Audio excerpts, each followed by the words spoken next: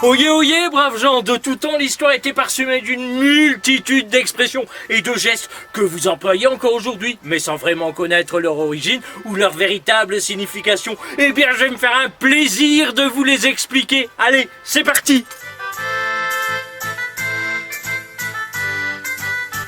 Aujourd'hui, nous allons voir une expression qui nous installe sur un siège inconfortable. Et c'est être sur la sellette.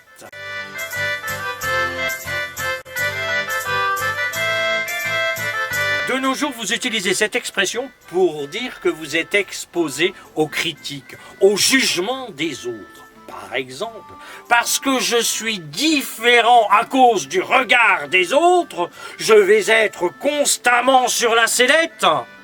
Mais d'où vient cette expression ? Cette expression nous vient du Moyen-Âge, et plus précisément, elle est apparue au XIVe siècle. Mais à cette époque, on disait « mettre sur la sellette ». Ce n'est qu'au XVIe siècle qu'elle fut remplacée par « être sur la sellette ». La sellette désignait un petit banc en bois dans les tribunaux sur lequel on faisait s'asseoir le prévenu pour l'interroger. La sellette de petite taille avait pour but de rabaisser l'accusé et de lui rappeler son infériorité. Le juge, quant à lui, s'en trouvait valorisé. Donc être sur la sellette n'était jamais de très bon augure. Voilà d'où vient cette expression.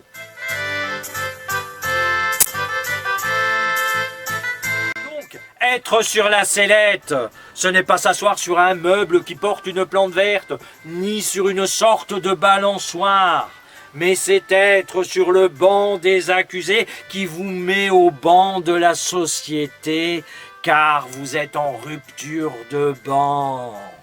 Mais alors, si un député est mis sur la sellette après avoir gagné comme dans un fauteuil, suite à une promotion canapé, peut-il perdre son siège? Allez, au revoir et à bientôt. Au revoir.